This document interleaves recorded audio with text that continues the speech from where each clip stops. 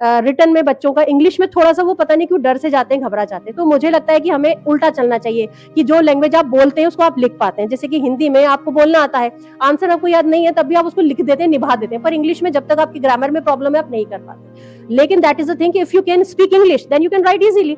तो हमने ये सोचा कि हम उनको पहले बोलना सिखा दें तो वो इजीली उनके आंसर्स कर सकते हैं।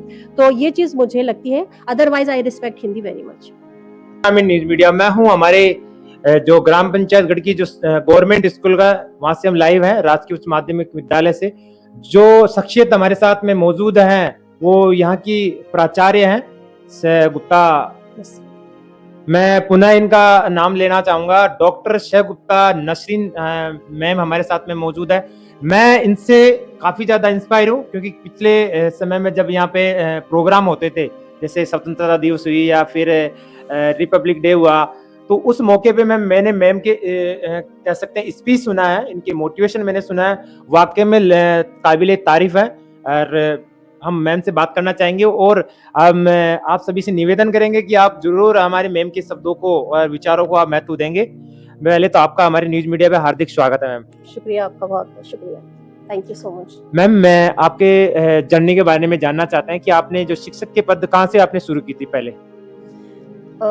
मेरी वैसे क्वालिफिकेशन के बारे में मैं पहले बताना चाहती हूँ, क्योंकि हमारी कम्युनिटी में ज़्यादा लड़कियों को पढ़ाया नहीं जाता। मैं मुस्लिम कम्युनिटी से बिलोंग करती हूँ, तो लेकिन चूँकि मेरे फादर इंडियन एयरफोर्स में रहे और हम सब बहन भाइयों को उन्होंने बहुत अच्छे से पढ़ाया, हाईली क्वालिफाइड हमें किया, ताकि हम अपनी ज़िंदगी में आगे बढ़ सकें और लोग हमसे इंस्पायर होकर उनके बच्चों को भी पढ़ाएं, और ऐसा हमने करने की कोशिश पूरी की। तो मैं सिर्फ अपनी क्वालिफिकेशन इसलिए बताना चाहती हूँ ताकि मुझसे इंस्पायर होकर लड़कियाँ उतनी पढ़ाई करने की कोशिश करें। मैंने बीए किया, बीएड किया, एमएड किया। एमएड ये जयपुर से ही किया है मैंने, और वैसे मैं टोंक से बिलोंग करती हूँ और बाय बर्थ मेरा जो है वो हैदराबाद से है। और इसके अलावा मैंने मास्टर्स इंग्लिश में किया है, मास्टर्स मेरा उर्दू में है, नेट किया है मैंने, और पीएचडी किया है उर्दू में।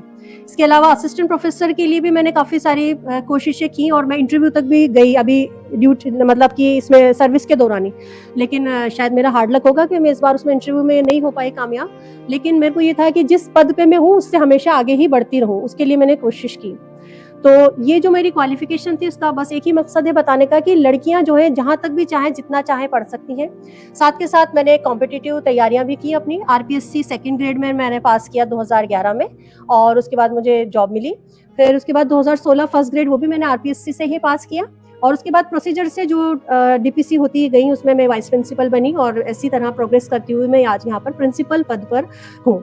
तो ये सिर्फ इसलिए है क्योंकि मैंने अपने आप को डेडिकेट किया पढ़ाई के लिए। और बार बार मैं यही कहना चाहती हूँ कि मैं अपनी एजुकेशन या वो अचीवमेंट्स बता रही हूँ, उसके पीछे सिर्फ यही एक वजह है कि मेरे जैसी लड़कियां जो हैं, जो आगे पढ़ना चाहती हैं, वो पढ़ें।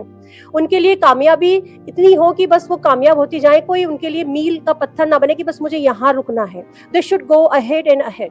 आई just want to give the message to them also, just study study and study. If you want to study then you get success, I know that, everyone।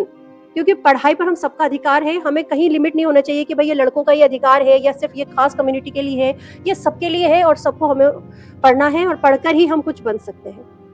तो ये मेरा था कि मैं इसमें आगे और बढ़ती जाऊं हमेशा। मैम, मैं ये भी जानना चाहूँगा, आपके जो समय आपका गुजरा है शिक्षक विभाग में, सबसे मुश्किल भरा समय कौन सा रहा है? कौन से जगह पे आपने सेवाएं दी, वो सबसे मुश्किल भरा आपका रहा? देखिए, मुश्किल तो मैं क्या कहूँ, शायद हो सकता है कि शुरू में जब मैं सेकंड ग्रेड में आई तब मुझे भी इतना एक्सपीरियंस नहीं था पढ़ाने का, और मेरी फर्स्ट पोस्टिंग जयपुर में हुई थी घाट गेट में। तो वहाँ पे पढ़ाई का माहौल इतना अच्छा शायद नहीं हो पाया था, तो लड़कियों को मुझे घर से लेके आना पड़ता था एडमिशन करवाने के लिए, ताकि जब लड़कियां पढ़ेंगी तो भाई लड़के तो अपने आप आ ही रहे पढ़ने, तो मुझे घर घर भी जाना पड़ा उनको लेकर आने के लिए, क्योंकि मैं शुरू में सेकंड ग्रेड में भी उर्दू से ही थी, तो वहाँ पे थोड़ा नई पोस्ट क्रिएट हुई थी। तो मेरे लिए वो थोड़ा सख्त था कि मैं भी एकदम से समझ नहीं पा रही थी कि मुझे कैसे हैंडल करना है। बस एक मेरे पॉइंट था सामने कि जितनी हो सके लड़कियां आगे से आगे आएं और वो पढ़ाई करें, और उसको मैंने बहुत हद तक अचीव किया।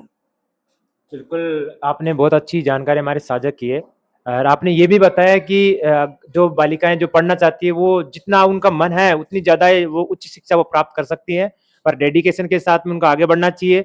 और जैसा कि मैम ने भी ये उपलब्धि हासिल की है, जिस समाज से आती हैं वहाँ पे कहीं न कहीं बच्चियों को शिक्षा से वंचित रखा जाता था। लेकिन उसको चैलेंज करके और उस चीज़ को अवॉइड करके आज मैम ने वो समाज में वो मुकाम हासिल किया है कि चारों तरफ से इनके लिए सम्मान ही सम्मान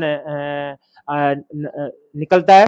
और साथ में हमारे न्यूज़ मीडिया के माध्यम से इनसे बात करने का जो मौका मिला, वो इनके पद की वजह से मिला है। आज ये जिस पोज़ीशन पे है ना, उसी ने इंस्पायर किया है और उसी की वजह से आज इनके विचारों को जानने का हमारे को मौका मिला।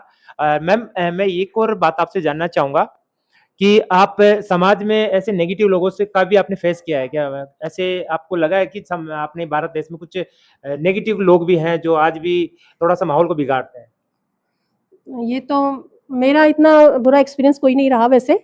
अब तो क्योंकि काफ़ी सारी चेंजेज़ हो रही हैं, लोग सपोर्ट ही कर रहे हैं और मैं जिस स्कूल में भी गई वहाँ पर मुझे ऐसा कोई भेदभाव नहीं मिला कि मैं मुस्लिम टीचर हूँ इसलिए मेरे साथ किसी तरह की कोई बात हुई हो, बिल्कुल भी नहीं। मुझे हर वक़्त ही बहुत ज़्यादा रिस्पेक्ट दिया गया है और बिल्कुल मुझे ऐसा फ़ील ही नहीं होने दिया कि मैं किसी और कम्युनिटी से हूँ। बिल्कुल जो हमारी भारत की पहचान है कि हिंदू-मुस्लिम भाई-भाई, उसी तरह मुझे हर स्कूल में, घाटगेट में रही मैं, चाहे सांगानेर में या फिर अब यहाँ गढ़ में, बहुत ज़्यादा रिस्पेक्ट दिया जाता है। बच्चे भी उतना ही सम्मान करते हैं और टीचर्स भी। तो मुझे नहीं लगता कि जो भी बातें इस तरह के लोग फैलाते हैं कि यहाँ पर ऐसा चल रहा है, वो ऐसा चल रहा है, वैसा मुझे नहीं लगता कि स्कूल जैसी जगह में ऐसी कोई बात हुई हो, तो मेरा तो कोई ऐसा कटु अनुभव नहीं है सर। बिल्कुल मैम, बहुत ही शानदार आपने मैसेज छोड़ा है। साथ में एक और लास्ट मेरा सवाल आपसे रहेगा। आप भारत देश में कौन से भाषा को ज़्यादा प्रमोट करना चाहोगे? कौन-सी भाषा से आप ज़्यादा वो देखिए बेसिकली तो हिंदी हमारी मातृभाषा है और I respect it very much. हमारी मदर टंग है तो मैं उसका सम्मान बहुत ज़्यादा करती हूँ। बावजूद उसके मैं ये कहना चाहती हूँ क्योंकि आजकल इंजीनियरिंग करें, डॉक्टर करें या जो भी एमबीए वगैरह हाइली क्वालिफाइड बच्चे आगे जाना चाहते हैं तो उनके लिए इंग्लिश जानना बहुत ज़रूरी है। और इसमें कम्युनिकेशन उनको आना चाहिए। If you want to speak English then you should know about that how to communicate. That is the very important thing. Hindi है, we respect it very much लेकिन because of need that language तो हमें English को बहुत ज़्यादा promote करना चाहिए और before coming in this education field मैं अपना एक स्पोकन इंग्लिश का इंस्टीट्यूट चलाती थी, मैं आपको बताना चाहती हूँ, जो मैंने 10 साल रन किया है और उसमें मैंने बहुत कोशिश की बच्चों को कि जितना हो सके ज़्यादा से ज़्यादा वो कम्युनिकेट करें इंग्लिश में। और उसके लिए क्योंकि फिर उसके बाद हमारी गवर्नमेंट जॉब लग गई तो हमको उसे लेफ्ट करना पड़ा, लेकिन इट्स अ बिग डील कि हमने पूरा एक डिकेड जिसे कहते हैं, हमने 10 साल तक हमने उसको स्पोकन इंग्लिश इंस्टीट्यूट को रन किया और बेहतरीन हमने रिजल्ट दिया। आज टोंक में उस इंस्टीट्यूट का नाम है और उसकी वजह से हम जो नाचीज़ हैं हमको जाना जाता है, अदरवाइज़ हमारी कोई काबिलियत नहीं थी। लेकिन उन बच्चों ने हमें इंस्पायर किया कि हम उनके लिए क्या कर सकते हैं। So that is very important thing. We love Hindi, that is very good. Ma'am से मैं जानना चाहूँगा कि वो उनको क्या वो हमारे न्यूज़ मीडिया के लिए क्या कहना चाहेंगे? ये मुझे बहुत अच्छा एक्सपीरियंस रहा कि वहाँ शहर में तो ये सब चीज़ होती ही रहती है, इंटरव्यूज़ वगैरह होते रहते हैं और अपने जो भी थॉट्स होते हैं उनको शेयर किया जाता है। लेकिन यहाँ गढ़ में, गाँव में जो हमारे स्कूल के स्टूडेंट हैं श्री मनोज जी, इन्होंने इसी चीज़ को आगे बढ़ाया और अपनी आवाज़ के नाम से जो इनका चैनल है, वो मैं चाहती हूँ आप सब उसे खूब लाइक, शेयर और सब्सक्राइब करें और बहुत तरक्की करें। ये मेरी दुआओं के साथ हमेशा आप कामयाबी की मंजिलें तय करें। शुक्रिया आपका। बहुत-बहुत धन्यवाद।